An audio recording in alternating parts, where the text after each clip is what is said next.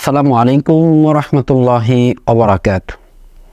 আলহামদুলিল্লাহ, ইন্নাল হামদালিল্লাহি ওয়াহদা ওয়াসসালাতু ওয়াসসালামু আলা মান লা নাবিয়্যা বা'দা, আম্মা বা'দ। প্রিয় বন্ধুগণ, আমি যে সালাতে সিজদা করছি, এই সিজদা কি কুকুরে বসার মতো হয়ে যাচ্ছে না তো?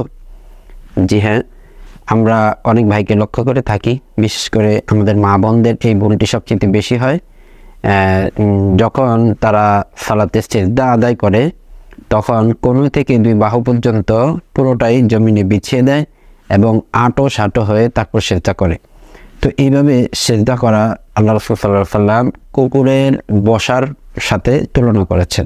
আনাস ইবনে মালিক রাদিয়াল্লাহু আনহু থেকে বর্ণিত, তিনি বলছেন, রাসূল সাল্লাল্লাহু আলাইহি ওয়াসাল্লাম বলেন, সিজদায় তোমাদের যেন দুই বাহু বিছিয়ে না দেয়, যেভাবে বিছিয়ে দেয় কুকুর। হাদিসটি রয়েছে সহিহ বুখারীর 822 নম্বর হাদিস।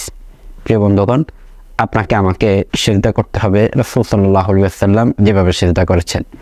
রাসূল সাল্লাল্লাহু আলাইহি ওয়াসাল্লাম যখন সিজদা করতেন, তখন পেট থেকে উরু পর্যন্ত এতটুকু জায়গা ফাঁকা রাখতেন, যতটুকু জায়গা দিয়ে একটি বকরির বাচ্চা অনায়াসে আসা যাওয়া করতে পারে।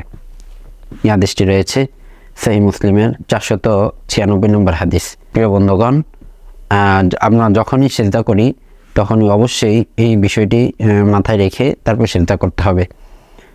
রাসূল সাল্লাল্লাহু আলাইহি ওয়াসাল্লামের আরেকটি হাদিস যদি আমরা দেখি, সেখানে আল্লাহ সুবহানাহু ওয়া তাআলা বলছেন, বান্দার ওই সালাতের দিকে তাকান না যে সালাতে বান্দা তার রুকু এবং সিজদার মধ্যে তার মেরুদণ্ড সোজা করে না।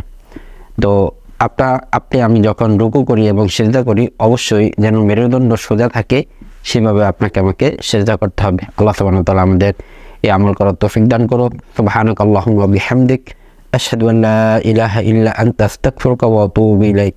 আসসালামু আলাইকুম ওয়া রাহমাতুল্লাহি ওয়া বারাকাতুহু।